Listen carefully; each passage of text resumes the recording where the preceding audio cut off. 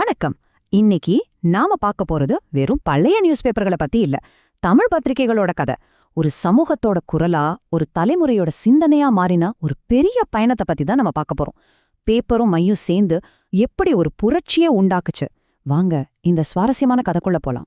சரி, ஒரு நிமிஷம் யோசிச்சு பாருங்களேன். ஒரு பத்திரிக்கையால நிஜமால என்ன செஞ்சிட முடியும்? வெறும் பேப்பர் தானே, இதனால என்ன பெரிசா மாறிட போகுதுன்னு தோணலாம். ஆனா அதோட சக்தி உண்மையிலே நமக்கு தெரியுமா? அதுக்கான பதில் நாம நினைக்கிறத விட ரொம்ப ஆழமானது. ஒரு பத்திரிக்கைங்கிறது வெறும் செய்திய கொண்டு வர்றதோட நிக்கறதில்ல. அது மக்களோட கருத்தை உருவாக்குது, புதுசா வர்ற கலைஞர்களை இந்த உலகுக்கு அறிமுகப்படுத்துது. எல்லாத்துக்கும் மேல நம்ம வரலாற்றையும் கலாச்சாரத்தையும் பத்திரமா பாதுகாக்கிற ஒரு காவலனாவும் இருக்கு. வாங்க இந்த கதைய அதோட ஆரம்பத்துல இருந்தே பாப்போம். ஆச்சரியமான விஷயம் என்னன்னா, தமிழ் பத்திரிகை உலகத்தோட முதல் அடியை எடுத்து வச்சது தமிழர்களே இல்ல.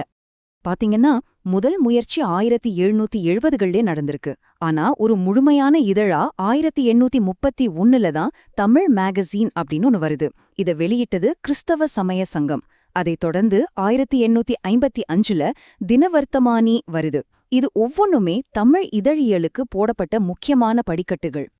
அப்போ இந்த ஆரம்ப கால பத்திரிகைகளுக்கு பின்னாடி யார் இருந்தாங்கன்னு பார்த்தா, அவங்க ஐரோப்பிய சமய பரப்பாளர்கள்.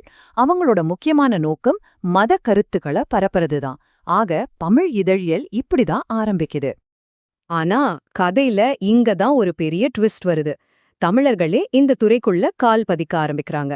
இது ஒரு புது சகாப்தத்தோட ஆரம்பம்னே சொல்லலாம். இந்த மாற்றத்தோட அளவை நீங்களே பாருங்க. ஒரு பக்கம் 1831ல வெளிவந்த தமிழ் மேகசின், இன்னொரு பக்கம் கிட்டத்தட்ட 51 வருஷம் கழிச்சு 1882ல ஜி. சுப்பிரமணிய ஐயர் தொடங்குன சுதேசமித்ரன். இங்கதான் முதல் முறையா தமிழர்களுக்காக தமிழர்களோட சொந்த குரல் ஒலிக்க ஆரம்பிச்சுது. ஜி. சுப்பிரமணிய ஐயர் செஞ்சது வெறும் ஒரு பத்திரிக்கை ஆரம்பிச்சது மட்டும் இல்ல, அவர் ஒரு பெரிய இயக்கத்தையே கொளுத்தி போட்டார்னு சொல்லலாம். இது வெறும் நியூஸ் பேப்பர் இல்ல, ஒரு புரட்சியோட ஆரம்ப புள்ளி. சுப்பிரமணிய ஐயரோட அந்த முயற்சி ஒரு தீப்பொறி மாதிரிதான். அதுக்கப்புறம் பாருங்க, தமிழ்நாடு முழுக்க ஒரு பெரிய சிந்தனை வெடிப்பே நடந்துச்சு. அரசியல், சமூகம், இலக்கியம்னு ஒவ்வொரு விஷயத்துக்கும் ஒவ்வொரு பத்திரிகை முளைக்க ஆரம்பிச்சது. அப்ப இருந்த அந்த வெரைட்டிய பாருங்களேன். அரசியலையும் சமூக சீர்திருத்தத்தையும் பேச திராவிட நாடு, காந்திய கொள்கைகளை பரப்ப நவசக்தி, இலக்கியத்துக்கும் கலைக்கும்னு தாமரை, ஏன் ஜாலியா படிக்கிறதுக்கு ஆனந்த விகடன் வரைக்கும் ஒவ்வொரு ஐடியாவுக்கும் ஒரு பிளாட்ஃபார்ம் உருவாச்சு. இது நிஜமாவே ஒரு அறிவு புரட்சி காலம். இத நாம சொல்றது வெறும் 4-5 பத்திரிகையோட கதை இல்ல. பழைய ஆவணங்களையெல்லாம் புரட்டி பார்த்தா கணக்கே இல்லாத அளவுக்கு எக்கச்சக்கமான இதழ்களும் நூத்துக்கணக்கான எழுத்தாளர்களும் அப்போ இயங்கிட்டு இருந்திருக்காங்க. ஒரு பெரிய அறிவு உலகமே இருந்திருக்கு. இந்த அறிவு புரட்சிக்கு வித்திட்ட பல பேர்ல ஒரு முக்கியமான ஆள் சி.என். அண்ணாதுரை. அவர்தான் 1942ல திராவிட நாடு பத்திரிகைய ஆரம்பிக்கிறாரு.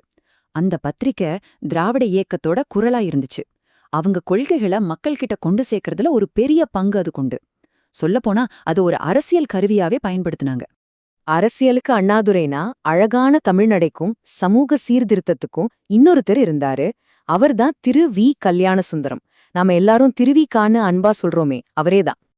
அவரோட நவசக்தி பத்திரிகை காந்திய கொள்கைகளையும் சமூக சீர்திருத்த கருத்துக்களையும் ரொம்ப ஆழமா மக்கள்கிட்ட கொண்டு போச்சு. அது வெறும் ஒரு பத்திரிகை இல்ல, ஒரு சிந்தனை பள்ளிக்கூடம் மாதிரின்னு சொல்லலாம்.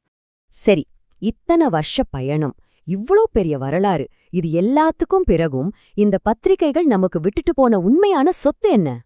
முதல்ல அதுங்க நம்ம மக்களோட அன்றாட வாழ்க்கையில ஒரு அங்கமா மாறிடுச்சு.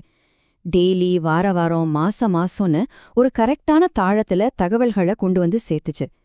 தமிழ் சமூகத்தோட வாசிப்பு பழக்கத்தையே இதுதான் வடிவமைச்சதுன்னு சொன்னா அது மிகையாகாது. இன்னொரு முக்கியமான விஷயம், இதுங்க வெறும் நியூஸ மட்டும் கொடுக்கல. கவிதைகள், சிறுகதைகள், கட்டுரைகள், விமர்சனங்கள்னு இலக்கியத்தோட எல்லா வடிவத்துக்கும் இது ஒரு பெரிய மேடையா இருந்துச்சு. இன்னைக்கு நாம கொண்டாடுற பல எழுத்தாளர்களை உருவாக்குன பெருமை இந்த இதழ்களுக்கு தான் போய் சேரணும். சரி, கடைசியா ஒரே ஒரு கேள்வி. இன்னைக்கு நாம வாழ்றது டிஜிட்டல் யுகம். நினைச்ச அடுத்த செகண்ட் எந்த தகவலும் நம்ம கைக்கு வந்துடுது.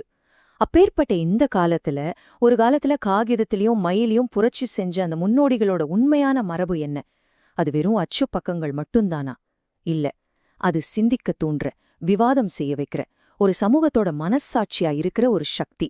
அந்த சக்தி, அந்த மரபு இன்னைக்கும் தொடருதா? நீங்களே யோசிச்சு பாருங்க.